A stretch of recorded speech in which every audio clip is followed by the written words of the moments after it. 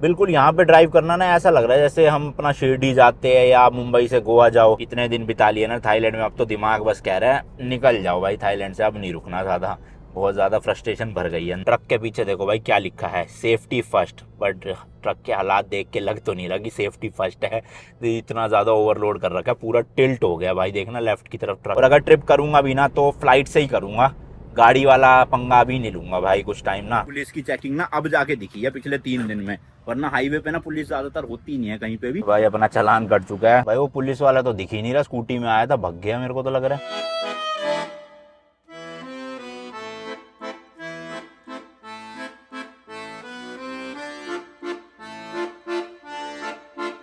भाई साहब टाउन तो खूबसूरत है, सामने का पानी देखना एकदम ब्लू भाई, ओए होए पूरा फुकेत वाली वाइब आ रही है यहाँ से। तो एक ये छोटा सा टाउन है भाई अपना थाईलैंड के ना वेस्ट साइड में, हम नीचे की तरफ जाते जा रहे हैं साउथ की साइड में वैसे, पर काफ़ी फेमस और टूरिस्टी एरिया लग रहा है। मैंने सुना नहीं था इस सिटी के बारे में कभी भी, बट यहाँ टूरिस्ट वगैरह बहुत आए हुए हैं बीचेस की वजह से ना। ये है भाई जगह का नाम सरनवात। खैर भाई हम तो यहाँ रुक नहीं, हम तो सीधा निकल रहे हैं क्योंकि मलेशिया बॉर्डर की तरफ कल आपने देखा लगभग 550 किलोमीटर हमने कवर कर लिया था, और आज जो है वो बचा कुचा 750 किलोमीटर या 800 किलोमीटर है जो भी, वो कंप्लीट करेंगे। 9 से 10 घंटे दिखा रहा है गूगल मैप, होपफुली हो जाएगा। बाकी यार एक और नया दिन, एक और नई जर्नी। आज है भैया 22 अप्रैल 2024। मैं हूँ अभी थाईलैंड के खूबसूरत शहर जिसका नाम मैं आपको बता चुका हूँ, एंड आप देख रहे हो भाई नमस्ते ऑस्ट्रेलिया रोड ट्रिप का एक और नया एपिसोड। इस ट्रिप पे अब हम निकले हुए भाई इंडिया से ऑस्ट्रेलिया अपनी स्कॉर्पियन को लेके 110 दिनों के लिए, जिसमें हम अराउंड 11 देश कवर कर रहे हैं, एंड 25,000 किलोमीटर टोटल गाड़ी को चला के पहुंचने वाले हैं ऑस्ट्रेलिया में। तो बहुत ही एपिक वाली रोड ट्रिप है।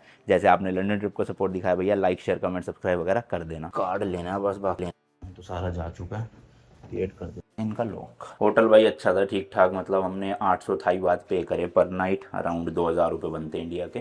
और इंटरनेशनली 2 से 2,500 या 3,000 पर नाइट होटल में खर्च करना ना, मतलब वैल्यू फॉर मनी रहता है भाई। क्योंकि आप देखोगे इंडिया में भी अब इतने में ही मिलते हैं अच्छे होटल, 2,000 2,500 अगर आप किसी टूरिस्ट एरिया में जाओगे।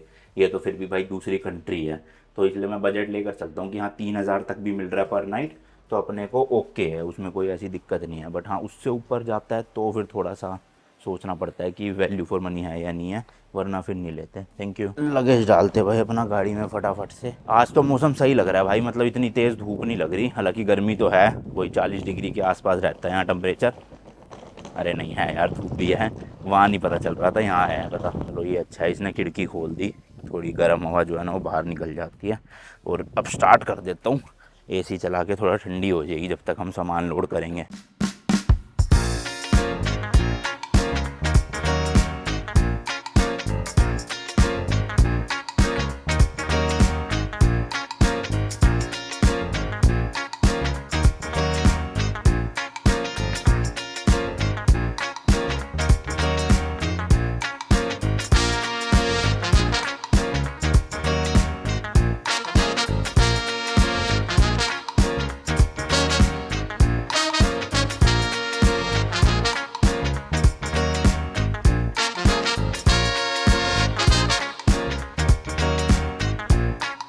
तो जी ऑलमोस्ट 200 किलोमीटर्स कवर कर लिया है। काफ़ी सही रोड बनी हुई है, कहीं गड्ढे वड्ढे कुछ नहीं, आराम से चौड़े चौड़े हाईवे, मतलब 4 लेन है, 2 लेन अपनी तरफ 2 लेन दूसरी तरफ, तो चलाने में दिक्कत नहीं होती। मेन दिक्कत आती है जब सिंगल रोड होती है ना, कि सामने से भी ट्रैफिक आ रहा है, ओवरटेक करना है। जब अगर एक ही तरफ का एक ट्रैफिक एक ही रोड पे है फिर नहीं होती भाई टेंशन। हैप्पी तोबे नंबर, ये क्या लिखा हुआ है भाई पता नहीं। तो अभी फ़िलहाल जो आप देख सकते हो 5 दिख नहीं रहा होगा, ब्लर है, 540 किलोमीटर और बचा हुआ है बॉर्डर यहाँ से। होपफुली जल्दी जल्दी खींच दे हम यहाँ पे अपना। टेम्परेचर काफ़ी डाउन हो गया भाई, मतलब जब हम निकले थे उस वक्त 42 था, फिर 41 हुआ, और अभी आप देखोगे तो भाई 36 डिग्री टेम्परेचर हो रहा है, ये देखो। तो कम हो गया और थोड़ी धूप भी ख़त्म हो गई है भाई, मस्त मौसम लग रहा है। जैसे जैसे हम नीचे की तरफ जा रहे हैं, आपको मैंने बताया था ना, वैसे वैसे अपना और ज़्यादा ग्रीनरी बढ़ती है। और मुझे तो लग रहा है भाई बारिश आने वाली है, क्योंकि बादल आ चुके हैं, धूप तो बिल्कुल गायब हो गई है। तो एक बार बारिश आ गई ना मज़ा आ जाएगा भाई, गाड़ी भी धुल जाएगी अच्छे से, और थोड़ा सा जो गर्मी है ना उससे राहत मिलेगी। वैसे खैर हम तो एग्जिट ही कर जाएंगे कल, तो ना मलेशिया में भी होगी वैसे। अगर यहाँ बारिश हुई तो उधर भी बॉर्डर की तरफ हो सकती है भाई बारिश हो। और फ्यूल की अभी ज़रूरत नहीं है, फ्यूल भी है गाड़ी में, तो बस भगाते हैं भाई बिना रुके।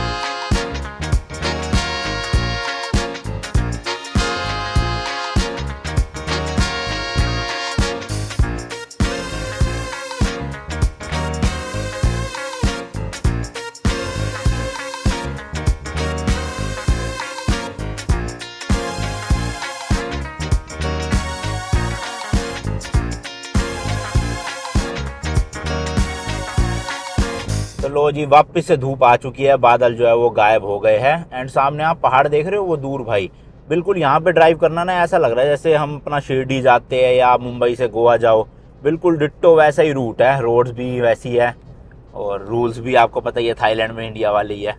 ओए होए, टोयोटा का शोरूम आ गया भाई, क्या बात है। लेट्स गो जी, लेट्स गो। मज़ेदार है भाई, 100 110 120 की स्पीड मेंटेन हो पा रही है आराम से। और अच्छी चीज़ एक और है भाई, यहाँ के जितने भी साइन बोर्ड है ना, सब में थाई लैंग्वेज में तो लिखा ही हुआ है, साथ में इंग्लिश में भी लिखा हुआ है। तो एज अ टूरिस्ट अगर आप आ रहे हो तो भाई आपको रोड पे ऐसा प्रॉब्लम होगी नहीं। और गूगल मैप भी यहाँ पे एक्यूरेट ही है, मतलब इतना कुछ पंगे में फंसाएंगे नहीं। तो ये देखो जितने भी है ना बोर्ड, लेफ्ट राइट हर जगह, सब जगह भाई इंग्लिश और थाई दोनों में ही लिखा हुआ है। ट्रक के पीछे देखो भाई क्या लिखा है, सेफ्टी फर्स्ट। बट ट्रक के हालात देख के लग तो नहीं रहा कि सेफ्टी फर्स्ट है, तो इतना ज़्यादा ओवरलोड कर रखा है, पूरा टिल्ट हो गया भाई, देखना लेफ्ट की तरफ ट्रक। ओए होए, और फिर लिखने की भी हिम्मत है भाई की सेफ्टी फर्स्ट। एक भाई यूरोप और यूके को छोड़ के ना, मतलब मैंने जितने भी देश में गाड़ी चलाई है सब जगह देखा है ट्रक वाले ओवरलोड ज़रूर करके चलते हैं, लेकिन यूके यूएस में नहीं भाई, वहाँ पे शायद पेनल्टी वगैरह तगड़ी है। और ऑस्ट्रेलिया में भी ऐसा ही होगा, अगर आप करोगे ज़्यादा ओवरलोड तो फिर चालान कटेंगे मोटे। लेकिन इन देशों में मुझे लग रहा है चलता है, अपने जैसे इंडिया में भी आपने देखे होंगे ट्रक और बसें भाई ओवरलोड हुई पड़ी होती है और पूरी ऐसे टेढ़ी मेढ़ी हो रखी होती है। सेम हालात कुछ इन देशों में भी चल रहे हैं। अच्छा, थाईलैंड का ये जो पूरा पार्ट है ना भाई, काफ़ी ज़्यादा फेमस है फुकेत और कराबी की वजह से। तो काफ़ी लोग बैंकॉक से बसेज में, टैक्सी में या इवन गाड़ियाँ रेंट करके रोड ट्रिप भी करते हैं फुकेत और कराबी तक की। हम भी बस ऑलमोस्ट उस एरिया में पहुँचने वाले हैं जहाँ फुकेत और कराबी है, बट हम जा नहीं रहे वहाँ पे क्योंकि वो थोड़ा सा 1.5-2 घंटे अंदर की तरफ पड़ता है और हमारा मन नहीं है थाईलैंड रुकने का। प्लस मैं पहले भी आ चुका हूँ भाई कराबी और फुकेत, तो अब 2-2 बार रुकने का है नहीं सीन कुछ। इतने दिन बिता लिए ना थाईलैंड में, अब तो दिमाग बस कह रहा है निकल जाओ भाई थाईलैंड से, अब नहीं रुकना ज़्यादा, बहुत ज़्यादा फ्रस्ट्रेशन भर गई है अंदर। ये देखो जैसे ये वैन वगैरह जा रही है ना टोयोटा की या मर्सिडीज़ की, इस तरह से चलती है भाई बैंकॉक से। शेयरिंग में भी चलती है और आपको प्राइवेट करनी है प्राइवेट भी आप कर सकते हो। बट मैं आपको रेकमेंड करूँगा भाई, अगर आप बैंकॉक से फुकेत या कराबी आना चाहते हो तो बेस्ट है अपना फ़्लाइट में आओ।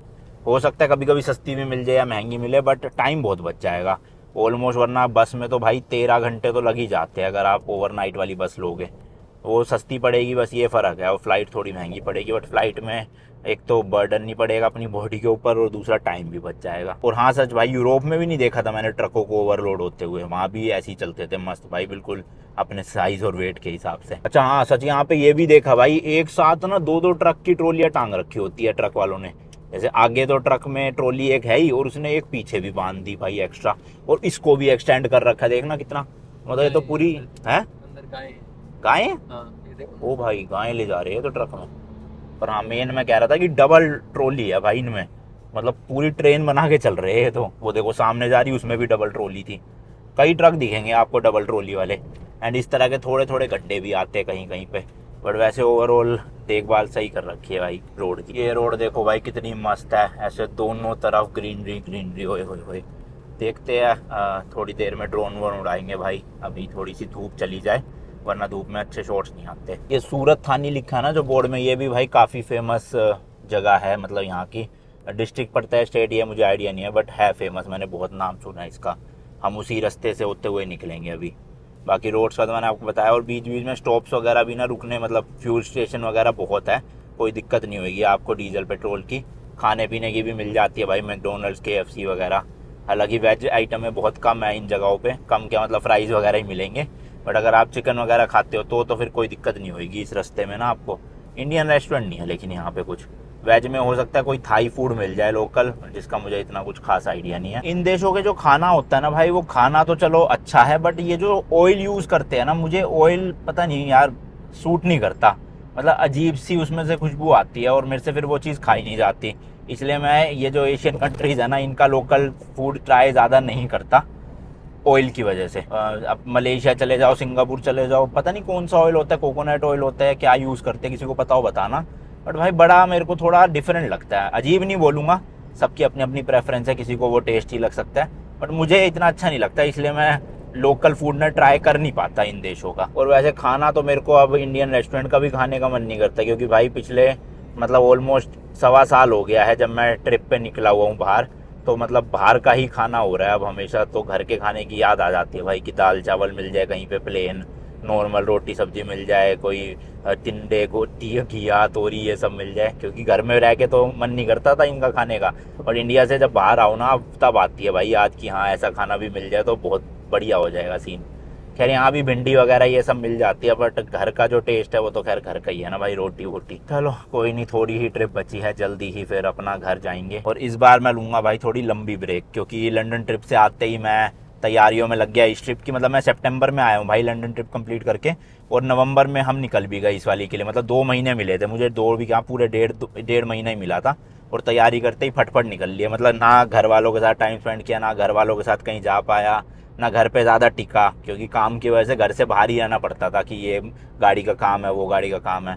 बट इस बार भाई अब मोटा मोटा जून जुलाई में अपनी ट्रिप ख़त्म हो जाएगी, उसके बाद मैं सोच रहा हूँ कि 6-7 महीने ज़रा घर पे ही रहे और घर के ही व्लॉग्स आए।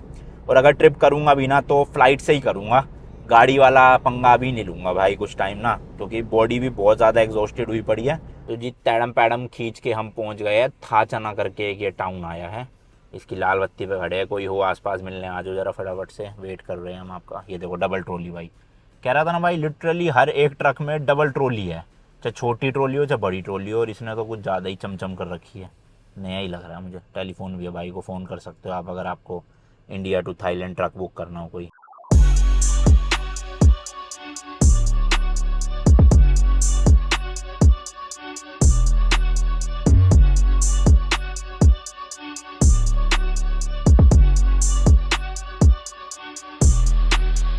भाई मस्त बादल चुके हैं सारे के सारे और धूप वापस से आ गई, इसलिए मैंने काला चश्मा भी पहन लिया है। अभी कहीं पे साइड में लगाते हैं भाई, थोड़ी स्ट्रेचिंग वगैरह कर ले, क्योंकि अब ज़्यादा सफ़र बचा नहीं है, 148 किलोमीटर ही बचा है। तैडम पैड हमने सही खींच दी भाई। सुमानो केव करके कोई जगह आने वाली है, बट टाइम नहीं है जाने का, तो छोड़ो भाई। भाई यहाँ पे ना पाइनएप्पल और कुछ लीची जैसे फ्रूट मिल रहे हैं, तो मैंने कहा एक बार साइड लगाते ज़रा देखे तो क्या चीज़ है, क्या पता कुछ मस्त सी चीज़ हो। ऐसे दूसरे देश आए हैं तो ट्राई तो करना चाहिए ना बिल्कुल, क्योंकि इन वाली कंट्रीज़ में ना भाई फ्रूट्स की वैरायटी बहुत मिलती है, ड्रैगन फ्रूट वगैरह और इस तरह की अलग अलग चीज़ें। देखते हैं ये क्या चीज़ है। जस्ट हाईवे पे ही लगी हुई है भाई दुकानें, और बहुत है दुकानें, मतलब लाइन से लगी हुई थी पीछे।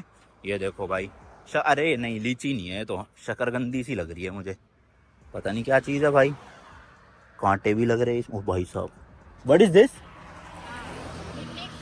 Fruit? This is a fruit? ओ फ्रूट सैलेड भाई, पता नहीं क्या है या टेस्ट कर लेते हैं, देखते हैं क्या चीज़ है। ये देखो भाई, अच्छा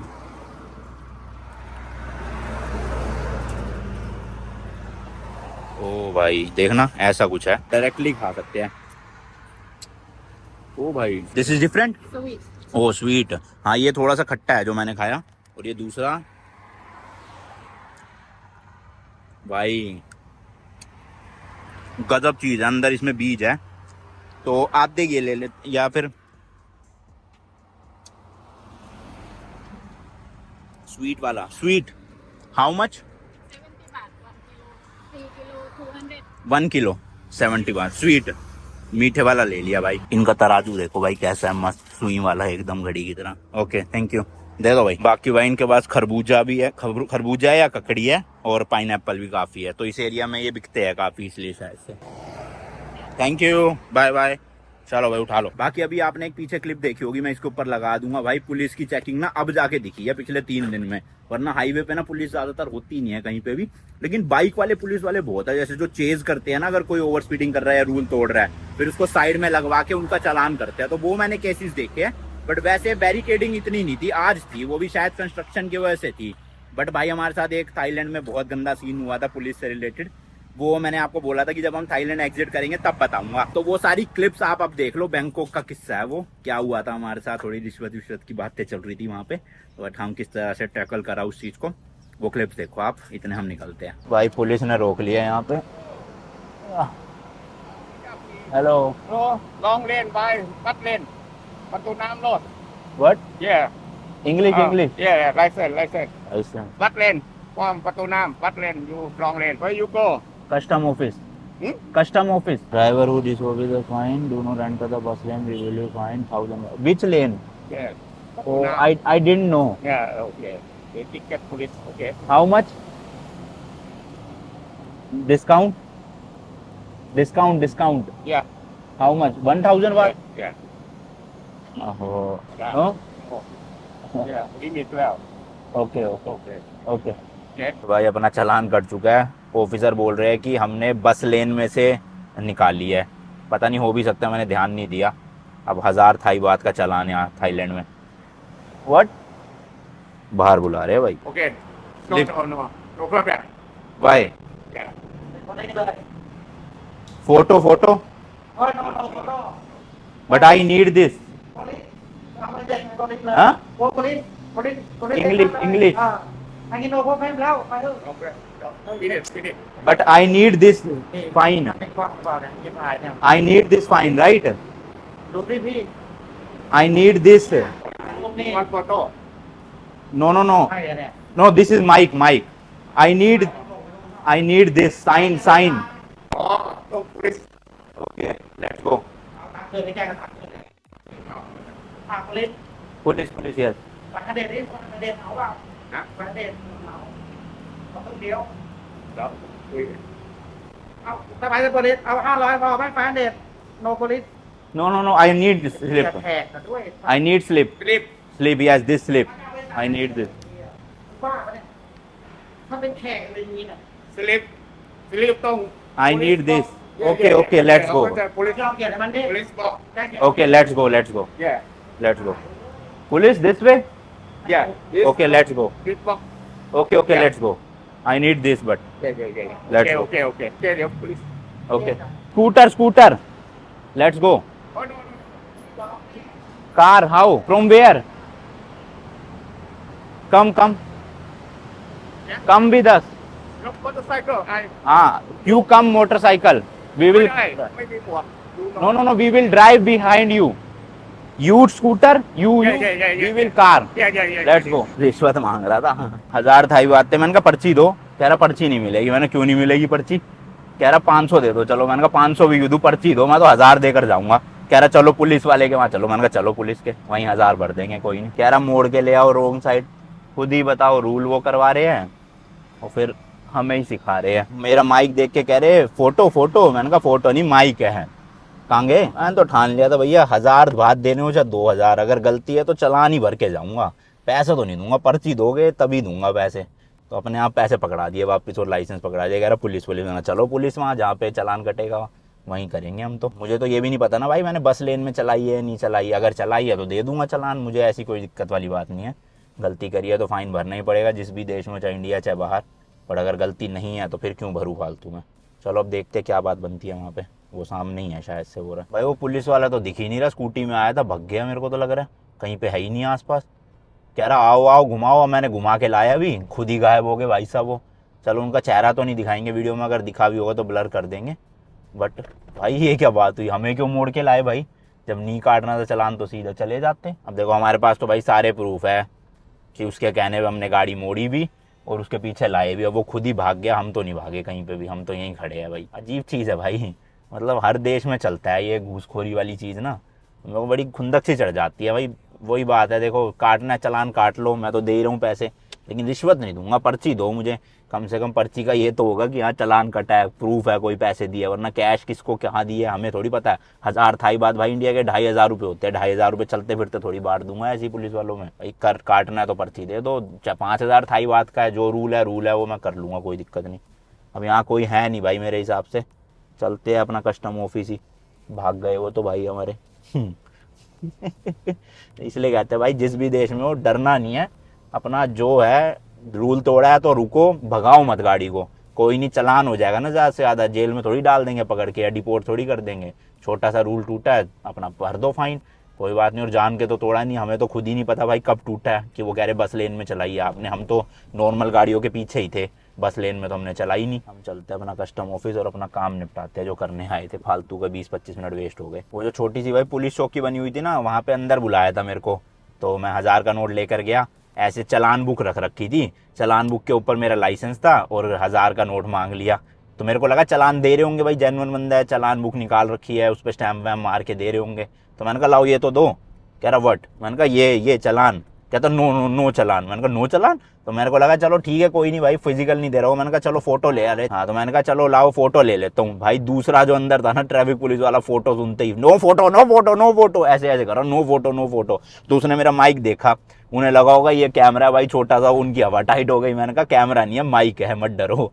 तो कहता ओके। तो मैंने कहा इसकी मेरे को या तो भाई ये दो मुझे फिजिकल कॉपी, या मैं फोटो लूंगा इसकी तभी दूंगा ना चालान काट के। कह रहा नो स्लिप नो स्लिप। मैंने कहा कैसे नहीं स्लिप, फिर नहीं दे रहा मैं। कह रहा फिर पुलिस पुलिस। मैंने कहा चलो पुलिस, जहाँ चलना है चलो भाई, मेरे को क्या दिक्कत है, वहां भर दूंगा मैं जाके। कहता ओके ओके। फिर से ट्राई कर रहा, कह रहा 500 थाई बात है यार, नो पुलिस। कह रहा नो पुलिस 500 थाई बात। मैंने कहा no no no I will give 1000 but let's go to police. फिर भाई साहब आपके पास स्टोरी है ही उसके बाद की, क्या क्या हुआ है भाई। वो भाई साहब खुद ही भाग गए, और पता नहीं आया कहाँ से वो भाई, स्कूटर में पीछे पीछे, और हमारी साइड लगवा दी गाड़ी। ठीक है यार जो भी है, क्या कर सकते हैं, हर देश में अच्छा बुरे सीन होते हैं अपने। अब कोई बात नहीं, आज पैसे नहीं देने पड़े, और हम तो भागे नहीं भाई, हम तो देखो वहीं थे। वो भाई साहब खुद ही भाग गए चालान के नाम पे। अगर हमने गलती करी होती तो ले जाते भाई वहाँ पुलिस वाले के, वहाँ दिखा देते कोई रिकॉर्डिंग वगैरह की हमने बस लेन में चलाई होती। ना भी दिखाते रिकॉर्डिंग, अगर वो पुलिस वाले कहते कि लो जी फाइन दे रहे हैं हम, ले लो, तो मैं दे देता। और वैसे भी एक बात बताओ, वो फाइन काटते किस बेसिस पे भाई, इंटरनेशनल गाड़ी है बाहर की, तो ये टूरिस्ट देख के ही रोका है उन्होंने, जान के कि पैसे ले सके। वरना अगर आप सोचो ना चालान वो करेंगे कैसे, उनकी जो मशीन होएगी या जो भी वो होएगी बुक होएगी, उसमें हमारा नंबर मेंशन ही नहीं हो पाएगा वहाँ पे, क्योंकि थाईलैंड का रजिस्टर्ड गाड़ी नहीं है ये। अब वही है भाई, चलो कोई नहीं, हमारी गलती थी नहीं थी मुझे नहीं पता भाई, बट जो हो गया अब खत्म बात। भाई अगर हम बस लेन में होते, मैं डिफेंड नहीं कर रहा, मुझे नहीं पता वैसे, पर हम जितनी भी लेन में थे वो सब हमारे आगे गाड़ियाँ थी, तो अगर तोड़ा होगा तो भाई सबने रूल तोड़ा होगा कि वो बस लेन है और उसमें भी गाड़ियाँ चल रही है। और अगर नहीं तोड़ा तो हमने अकेला नहीं तोड़ा होगा, मुझे इतना पता है बस, क्योंकि हमारे आगे गाड़ियाँ थी 100%। अब वहाँ बस लेन का मेंशन था नहीं था, मैंने देखा नहीं देखा मुझे नहीं पता, कोई रिकॉर्डिंग वो दिखा देते तो पता चल जाता, बट वो अचानक से आए कहाँ से पता नहीं। मुझे एक कट याद आ रहा है, हमने एक कट से ना लेफ्ट लिया था, वहाँ सामने 3-4 पुलिस वाले खड़े हुए थे, तो लेफ्ट तो हमने बीच में से लिया था, और बीच की लेन कभी भी बस की हो नहीं सकती, तो मुझे लग रहा इन्होंने वहां से ही देख लिया था और इस बंदे को भेज दिया, ये जो पुलिस वाला था स्कूटी में हमारे पीछे पीछे, और उसने फिर हाथ मार के साइड लगवा ली अपनी। तो वही पैसा खाने का ही चक्कर होगा भाई, वरना तो क्यों भागते हो भाई साहब, चलान करवाते हैं ना हमारा पुलिस वाले के वहाँ ले जाके। मैं आपको भाई अपना थोड़ा बिहेवियर बताऊँ ना अगर पैसे को लेके, तो जैसे ब्रांड डील्स की बात करें, अब यूट्यूब पे ना ब्रांड डील्स आती रहती है यूट्यूबर्स के पास, बट आजकल ना ज़्यादातर ब्रांड्स डायरेक्टली डील ना करके एजेंसीज के थ्रू डील करते हैं। अब एजेंसी क्या चालूबंदी करती है कि आप ना वीडियो डाल दो, वीडियो डालने के 40 दिन बाद पेमेंट होएगी। एक तो मुझे इनका ये लॉजिक नहीं समझ आता, जब ब्रांड आपको पूरा पे कर रहा है और नहीं भी कर रहा तो भाई अपनी जेब से आप क्रिएटर को दो ना, क्रिएटर का काम है वीडियो शूट करके लाइव करना, क्रिएटर का काम खत्म। अब वो 40 दिन क्यों वेट करे पेमेंट के लिए, क्या लॉजिक है इस चीज़ के पीछे। तो इसी चक्कर में ना भाई मैं मतलब आप यकीन नहीं मानोगे, इतने ब्रांड्स को, और वो भी बड़े बड़े ब्रांड्स को मैंने मना किया है। मतलब समझ लो पिछले लास्ट 1-2 साल में ना मैंने कई लाखों का नुकसान किया होगा अपना, इसी रीज़न की वजह से कि उनकी पॉलिसी ये होती है कि लाइव जाने के 40 दिन बाद पेमेंट करेंगे। और मैं भाई ढीठ ऐसा मैं टिक जाता हूँ कि नहीं जी मैं वीडियो बना के दूंगा, अनलिस्टेड दूंगा, आप अप्रूवल करवाओ ब्रांड से, और अप्रूवल करवाते ही मेरी पेमेंट करवाओ तभी मैं लाइव जाऊँगा, वरना उसके बिना नहीं जाऊँगा। क्योंकि मेरे पास्ट में एक्सपीरियंसेस हो चुके हैं 1-2 ऐसे कि ब्रांड्स ना पैसा खा जाते हैं भाई क्रिएटर का, ब्रांड्स खाते हैं एजेंसी खाती है मुझे नहीं पता, बट उनका काम हो जाता है वीडियो लाइव करवा के, उसके बाद वो पैसे देने में ना फिर मतलब बहुत ज़्यादा ना खिंचाते हैं बंदे को, मतलब बार बार उनको अपडेट पूछो। एक ब्रांड तो था भाई 20 दिन का बोला था एक एजेंसी ने, मैं नाम नहीं लूँगा एजेंसी का छोड़ो, बट बहुत बड़ी एजेंसी है इंडिया की, वो यूट्यूबर्स के साथ काम करती है, उन्होंने भाई 6 महीने तक मेरी पेमेंट नहीं करी। मैंने उनको कम से कम नहीं तो 20 से 30 बार कॉल कर लिए होंगे। अब पैसे की बात ये है कि भाई चाहे 1 रुपया हो, चाहे 1 लाख रुपये हो, चाहे 1 करोड़ रुपये हो, अगर मेरे पैसे किसी ने कमिटमेंट करी है कि इस दिन देने थे और नहीं दिए, तो भाई मेरे को ना बहुत खुंदक सी चढ़ती है अंदर ही अंदर। मदद मांग लो कि हाँ ये बोल दो हमारे पास पैसे नहीं है या फिर ज़रूरत है इसलिए दे नहीं सकते, लेकिन ये जो गोलीबाजी करता ना मेरे को बड़ी खुंदक चढ़ती है भाई कि तुमने बोला था कि देंगे इस दिन और दिए नहीं उसके बाद। तो ऐसी एजेंसीज रहती है भाई, उनका काम निपट जाता है वीडियो का, फिर वो समझ रहे हो ना खिजाते हैं क्रिएटर को कि बार बार फॉलो अप लो, उनसे ईमेल करो, उनको व्हाट्सएप करो। और मैं भाई ट्रैवलिंग करता रहता हूँ, मेरे पास इतना टाइम नहीं होता, मैं 20-20 दिन फ़ोन ही नहीं कर पाता, कई बार तो ऐसा हो जाता है सीन। तो इसलिए भाई मेरा सिंपल फंडा यही है, पैसों को लेकर अपना मदद कर दो लोगों की जो ज़रूरत में है, बट जो ज़बरदस्ती कर रहा है आपसे या फिर ज़बरदस्ती पैसा लेने की कर रहा है, कभी वो नहीं। तो इसलिए मुझे ये रिश्वत देना भी पसंद नहीं है भाई। चलान काट दो, ज़्यादा पैसे भर दूंगा जितना रूल्स में लिखा है, लेकिन फालतू के पैसे नहीं दूंगा चलान के, मतलब रिश्वत के। हाँ जी भाई, तो ये पूरा सीन हुआ था हमारे साथ बैंकॉक में। और अभी हम फिलहाल भाई एक फ्यूल स्टेशन पे रुके हैं। सामने देखो वो रहा 7-Eleven। चलो रास्ते में भाई 7-Eleven आया, कुछ खाने का तो मिल नहीं रहा, पर यहाँ पे आके ये मिल गया अपने को, एक ब्रेड टोस्ट। वेज ऑप्शन में यही है सिर्फ, तो यही ग्रिल करवा रहे हैं। एक अगर अच्छा हुआ, मतलब मीठा मीठा नहीं हुआ, तो एक और ले लेंगे या 2 और ले लेंगे, वरना तो भैया खाली पेट ही रहना पड़ेगा। कर रहे हैं ये ग्रिल अभी यहाँ पे ना। नॉन वेज चीजें तो बहुत मिल जाएगी आपको। देखो राइस चिकन के साथ ये पास्ता मैक्रोनी मिल जाएगी चिकन वाली भाई। ये देख रहे हो सारे सॉसेजेस वगैरह, इवन बर्गर भी है भाई। ये देखो, पर वो ये सब पोर्क वगैरह गरम तो ये कर देते हैं, बट हम खा नहीं सकते, तो अब टोस्ट से ही काम चलाना पड़ेगा। आधे ज्यादा दिन तो निकल चुका है भाई, खाली पेट क्या करे। लो भाई लो आ गया है। होपफुली इसमें मीठा ना हो। थैंक यू, क्योंकि ये अलग से पूछ रहे थे मीठा डालने के लिए। चलो, बट इन्होंने डाला नहीं तो मैंने मना ही कर दिया था।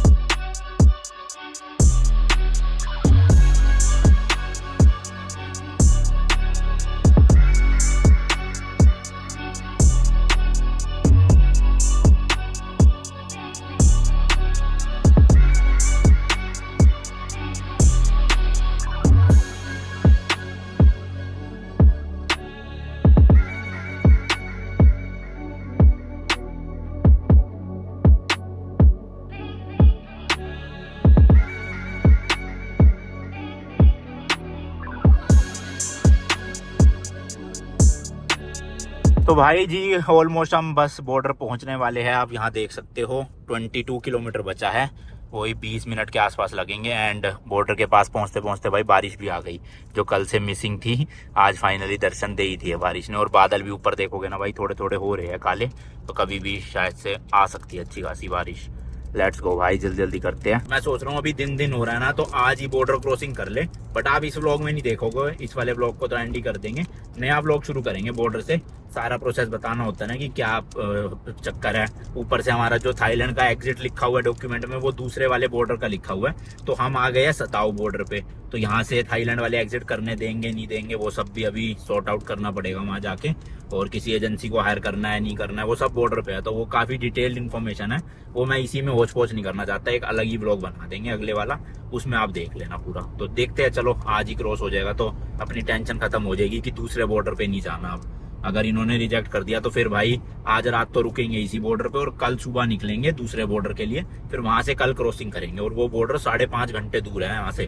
ऊपर से भाई पहाड़ी इलाका है शायद, तो मन नहीं है मेरा वहां जाने का। रिक्वेस्ट करेंगे कि यहीं से एग्जिट करने दो ना, क्योंकि मैंने आपको बताया भाई कि जब भी आप किसी देश से एग्जिट करते हो ना, तो उन देश को मतलब इतनी दिक्कत नहीं होती, क्योंकि आप ऑब्वियसली जा रहे हो। हाँ, अगर आप एक्स्ट्रा रुक गए हो, ओवर स्टे कर लिया, तब उनको दिक्कत होगी। बट अगर आप टाइम से अगर उनके देश से एग्जिट ले रहे हो, तो उनको क्या ही परेशानी है भाई। तो चाहे इस बॉर्डर से एग्जिट करे चाहे उस बॉर्डर से, एग्जिट तो कर रहे हैं ना देश को। तो मुझे ऐसा लगता है होएगी नहीं दिक्कत। अगर हुई तो भैया मेरे लिए भी नई बात होएगी और थोड़ा झेलना पड़ेगा फिर। बाकी ग्रीनरी तो तगड़ी है, ये मैं आपको कई बार बता चुका हूँ। और इंफ्रास्ट्रक्चर भी भाई काफी अच्छा बना हुआ है इस एरिया में। मतलब स्ट्रीट लाइट्स वगैरह आप देखोगे ना प्रॉपर है, बिजली भी खंबे दोनों तरफ है, तो हर गाँव में भी अच्छे से बिजली पानी जा रहा होगा। एंड सड़कें तो आपके सामने है ही भाई। बीच बीच में आते हैं कहीं कहीं खराब पैचेस, बट इतने खराब भी नहीं होते। वहां पे कंस्ट्रक्शन चल रही होती है क्योंकि, तो अब वो भी मेरे को लग रहा है 1-1.5 साल में बिल्कुल ब्रांड न्यू हाईवेज बन जाएंगे बढ़िया। और अभी तक ये पूरे जो 1250 किलोमीटर थे ना बैंकॉक, वहां से मतलब उस वाले बॉर्डर से इस बॉर्डर तक, कहीं पे भी सिंगल रोड नहीं आई जहाँ पे एक ही तरफ ट्रैफिक चल रहा हो आमने सामने का। हर जगह इस तरह के भाई 4 लेन, यानी 2 इधर 2 उधर, इतने तो हाईवे मिलते ही थे। बाकी कई कई जगह 6 लेन 8 लेन भी आ रहे थे बढ़िया। तो अगर आप कंबोडिया से सीधा आ रहे हो ना मलेशिया की तरफ, तो भाई रोड सुमेश्वरी मिलेगी, कोई दिक्कत की बात नहीं है, मजे से आ सकते हो। बट मैं तो आपको रेकमेंड करूंगा कंबोडिया से भाई एंटर ही मत करो, थाईलैंड बहुत लफड़े हैं। सीधा अपना लाओस से एंटर करो। और अगर कंबोडिया से भी आपको जाना है ना, तो कंबोडिया तो जाओ, लेकिन फिर जाओ ऊपर लाओस, और लाओस से वापस एंटर करो। अब हम इसलिए नहीं गए थे, काफी लोग कह रहे थे कि आपने गलती करी, आप कंबोडिया से थाईलैंड ना आके कंबोडिया से वापस से लाओस चले जाते और लाओस से थाईलैंड एंटर करते। तो उससे क्या था ना भाई, हम एक तो वो पूरा रूट घूम के आ चुके थे ऑलरेडी, तो हमारे दिन भी वेस्ट होते, बोरिंग भी हो जाता। ऊपर से ड्राइव इतना ज्यादा करना पड़ता ना, लिटरली मतलब पूरा कंबोडिया क्रॉस करके ऊपर जाओ लाओस, फिर लाओस से नीचे आओ थाईलैंड, और पूरा थाईलैंड ऊपर वाला क्रॉस करके बैंकॉक आओ। तो बहुत लंबा सफर हो जाता, और मेरा बिल्कुल मूड नहीं था सेम रूट फिर से करने का, ना वैसे भी कुछ वीडियो बनती।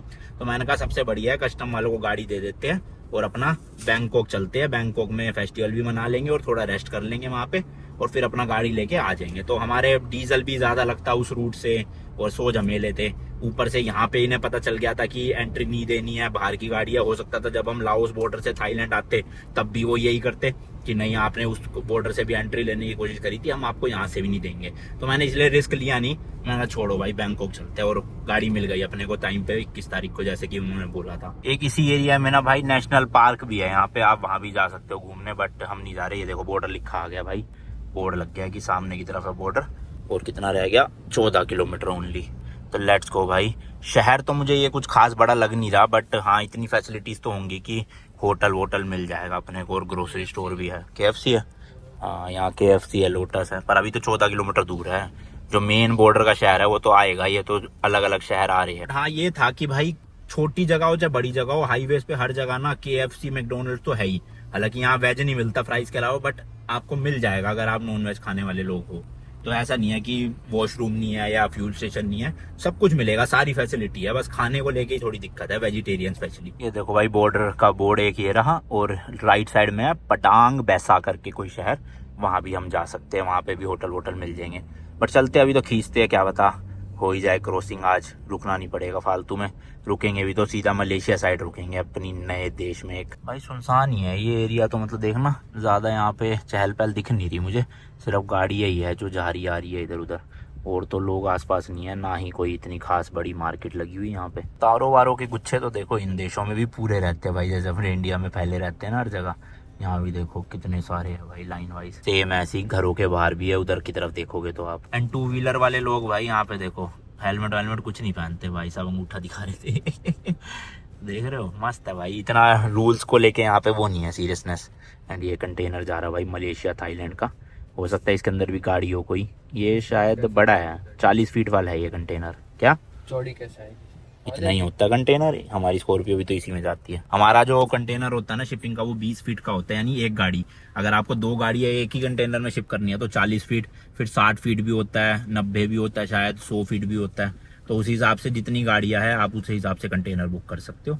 बट हमारे लिए तो एक गाड़ी है तो 20 फुट ही काफी रहेगा। जब हमने ईरान शिप करी थी तब भी 20 फुट ही था, और जब लंदन से वापस आई थी तब भी 20 फुट ही था, और अब जो शिपिंग होगी वो भी 20 फुट के कंटेनर में ही होगी। अभी तक मुझे ऐसा देख के लग रहा है भाई ये जो बॉर्डर के आसपास का एरिया है ना, यहाँ पे शायद से मुस्लिम पॉपुलेशन ज्यादा है, क्योंकि आप वैसे थाईलैंड में देखोगे ना तो वहाँ पे आपको मिक्स मिलेंगे काफी लोग, पर मुस्लिम पॉपुलेशन इतनी नहीं मिल रही थी वहाँ थाईलैंड में।